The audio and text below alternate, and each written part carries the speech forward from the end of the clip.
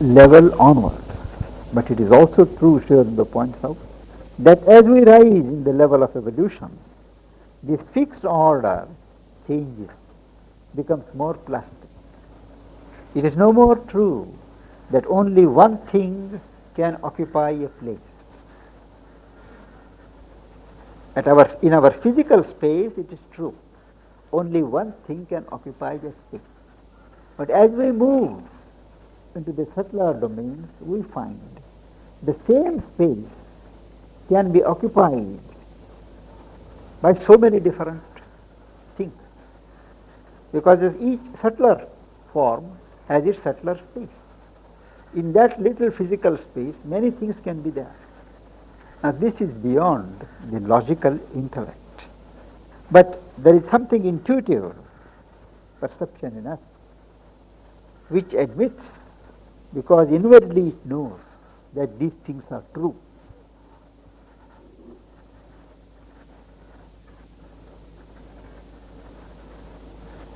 That is why Sri Aurobindo uses the famous expression that what is magic to our finite reason is the logic of the infinite.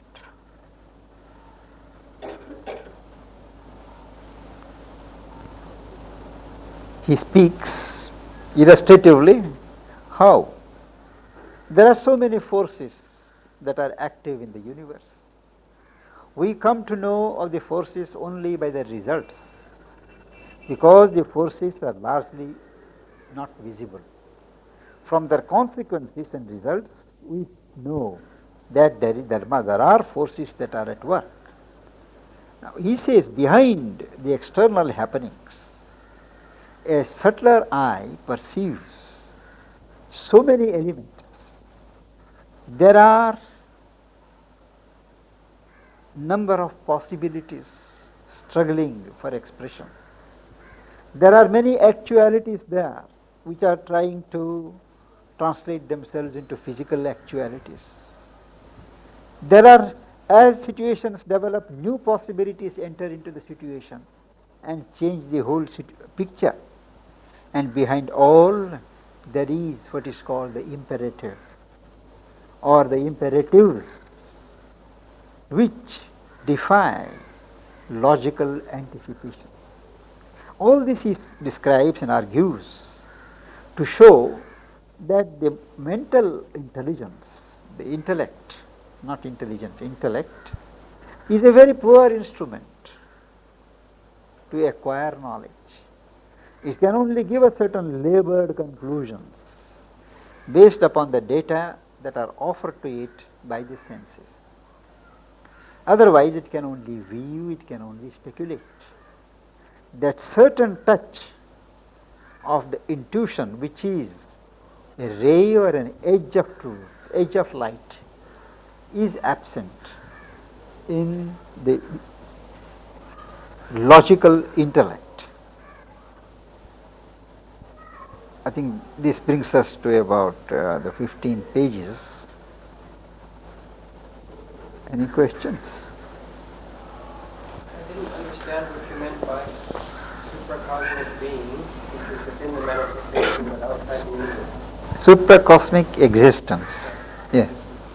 That is, it is related, it is above, but it is related to the existence. The absolute is not related. Just as the supermind, supramental, is above the mind, but is related. Similarly, the supracosmic existence, what we call normally loosely the transcendent, it is above this range of the universe, but it is related to it because it is the source.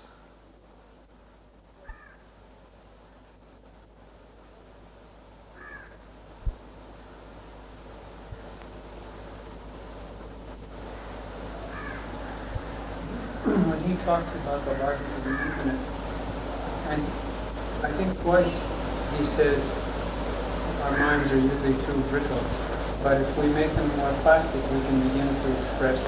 Of course,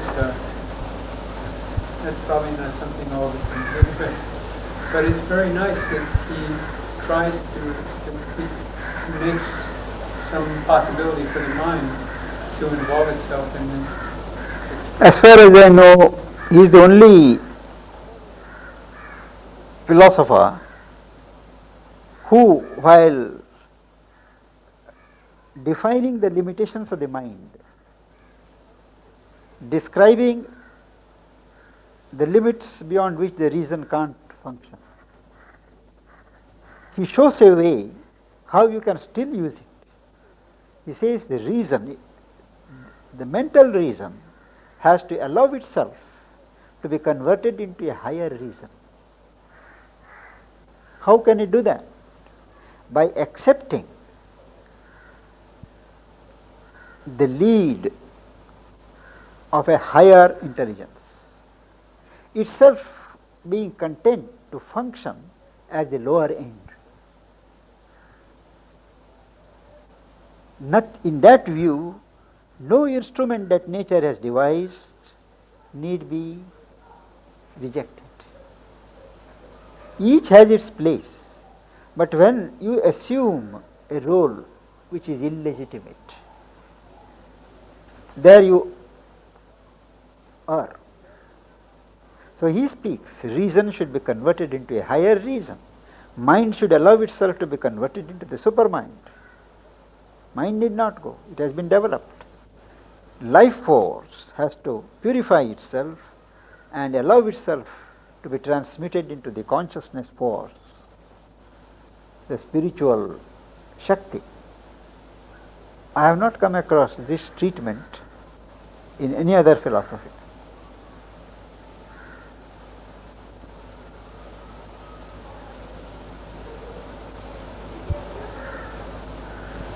Sir, I couldn't understand the question. I want to know what this means. Question was, Sri Aurobindo speaks, he describes the limitations of reason and says some higher faculties are necessary. But is the mind to be given up?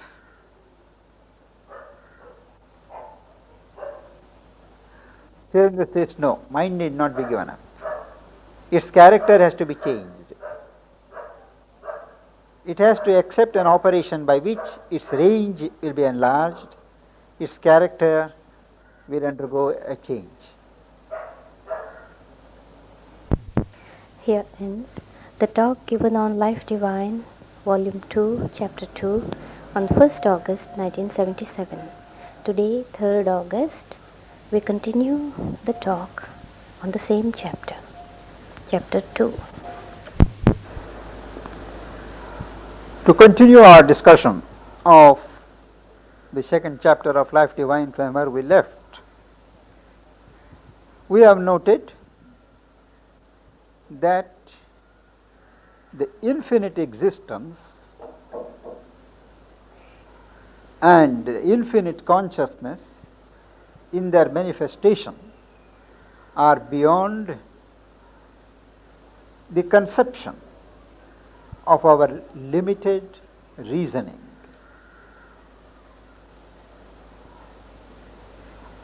Our mind is accustomed to take parts of a whole, certain aspects, and treat each aspect as if it were the whole. Even when a mind is very large, broad visioned, it is inclined to sum up all the aspects and say here is the whole. But we know various parts together don't constitute the whole. There is a certain plus element, something more than the totality of parts, which gives the character of a wholeness. Sri Aurobindo cites the example, the classic example of number of blind men who were asked to tell after feeding an elephant, what is the elephant like? One blind man touched the tail and described the elephant as if it was a huge tail. Another touched the legs, another touched the trunk, and each one felt and said that the elephant was that. Now this is a ludicrous procedure which we laugh about when it is done by blind people. But when our own mind, our logical intellect, reports that way or interprets that way the infinite existence or consciousness by analyzing and scrutinizing only some of the aspects, and is inclined to read the character of the infinite in terms of that particular finite, it is equally absurd. Sri Aurobindo points to some of the experiences which have been mentally formulated. For instance, the declaration in the Upanishads that I am that. Now, I am that is a great, capital, spiritual experience and realization, no doubt about it. It is true. But that is not the sole truth. I am God, I am Brahman, right. But it does not mean that what I am not, that is not Brahman. So he points out that if I am that is true, all is that also is true. We have to read one, relating it to the other declaration that all is that. The tragedy of one-sided ascetic interpretation and worldview is precisely due to this inability to see that there are more sides than one to existence.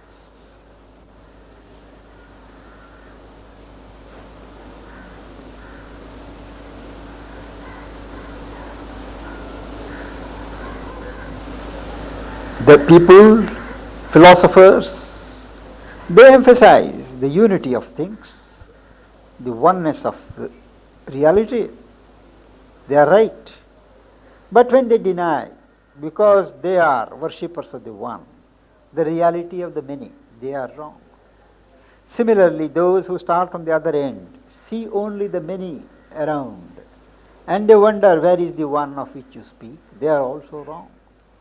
The truth of the matter is that one bases the diversity of action. One in status, but in action there is a diversity. It is also to be noted that the infinite does not create. Our world is not a creation by God. When we speak of creation, we mean the creator and the creation. There is a separation between the two. And that cannot apply to our world, to our universe, because the universe, this creation, is a manifestation and not a creation. It is out of the being of the infinite that this world comes to be. And the Sanskrit word for this creation is what means in its root release, loosen, loose out. What is held there is loosed out. And that is how the universe comes to be. Second, when science speaks of the indeterminability of the ultimate, well, that indetermination is not something negative that you can't determine it, but it is something positive.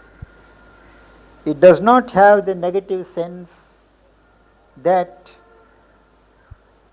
there are no determinations, that it is always indeterminate, and where we see determinates, limited formations, they are either an illusion or an imposition. It means rather that it is free from the limitations of determination. Any number of determinations may take place, but still the indeterminate is as ever. It is there, escaping from all definitions. Similarly, he illustrates the difficulties of the mental reason to face the situation, the contradictions that baffle the human mind at the intellectual level. When one philosopher or a spiritual seer speaks of the infinite having number of qualities, there is another who says the infinite has no qualities. Now these are the two contradictions. Sri Aurobindo observes that quality is the character of a power of conscious being. Quality is the stamp of the particular power of the conscious being that manifests. It has a meaning. But when you say that there is no quality, it means that the quality does not exhaust it. Now, a quality means a certain special character. Now, this speciality is determined by the real idea in that form. If something is sweet, something is bitter, well, it is sweet, it is bitter because of the real idea in its seed, that it is meant to manifest the consciousness in the characteristic power of sweetness or bitterness. Then the mind is confronted with so many relatives. All philosophy points to an ultimate absolute, which is one. It can't be split up into relatives. It is whole. Then how come that we have a plethora of relativities before us? Do all the relativities that we see before us and experience, if they are heaped together, do they make that absolute? They do not. It is again an inability of the mind, logical mind, to know, understand that the one is not a plural one. That is, the many together do not constitute the one. The one is something intrinsic. It is inherent. It is never disturbed. It is not a sum of the many. There is another contradiction, that is between status and silence. We experience the reality as something passive, as a static condition, as a silent status. Opposed to it, we also feel there is a dynamic movement. Opposed to status, there is the experience of movement. Opposed to silence, there is the experience of the word, of expression. Then there is the juxtaposition of the form and the formless. We speak and hear and experience the divineness in form, and the divine as formless existence. Now, form is not something meaningless. Form is not something that is assumed by consciousness in a haphazard way, just to embody itself, just to take shape. No. Form, each form of a thing represents the inner value of that thing. The real significance, the value of a thing is expressed by the particular form. The design, the line, the color, the composition, all these are particular to the value, the significance of the thing inside. And that is why a form has always a value. People who know how to interpret forms, realize the form and meaning of forms, can always determine the character, the value, the significance of the soul inside by the outer character. This is at the root of the science of physiognomy. When they see a face, when they see the eyes, how do they say that this is the character? They have an inkling, whether they understand it or not, into the truth that the form corresponds to a particular type of truth that is embodied in that form. Similarly, name is not just a word. It is not just that I choose a name and give. It has no meaning. A name represents the total of a power, quality, character of the reality. So if form represents the secret value, name represents the total of power. Name is a power.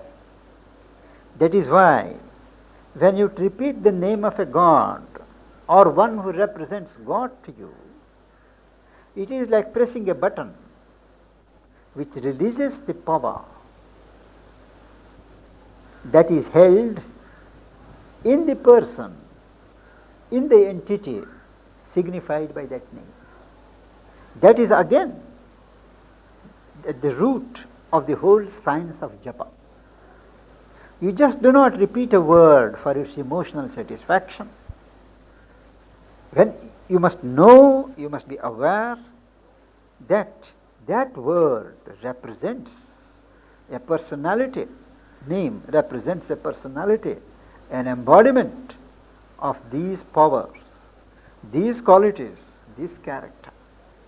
And when having that knowledge in the background, you repeat that name, you summon, you evoke that latent power in the world. It is not patent in the beginning, but as you go on repeating that name, slowly, when all other rhythms, vibrations are shut out, and it is only the reverberating sound of that name which you repeat surrounds you, then you begin to know what it is.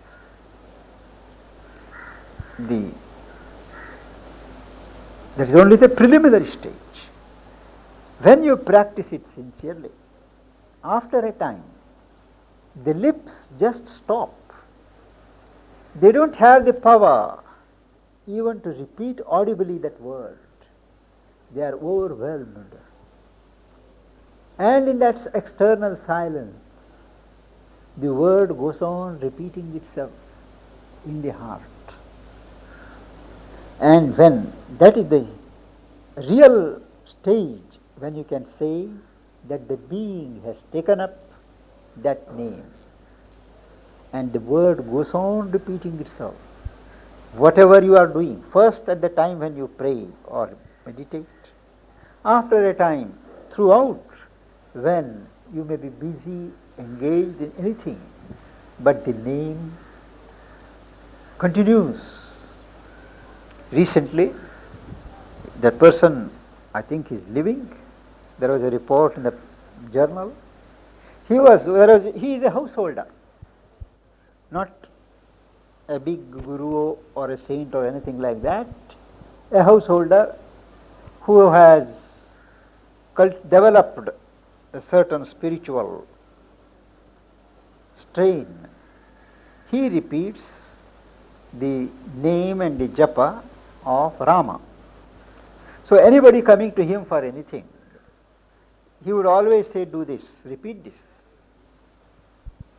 So one day, somebody came and told him very respectfully, yes, you are telling us all that, but we do, but nothing happens. Why do you ask everybody to do and how to do it? How can you have faith in it? Then he said, you come. You put your ear on my head. So that man put his ears on his head. He heard that japa of Rama, that sound coming from his head. He said, you put it on the chest. Same. Put it on any part of the body. That man, he put his ear everywhere, on his hands, on his legs, and from every part of the body, that mantra, that japa was coming out. That is, the whole system had taken up and was participating in that incessant japa or yajna.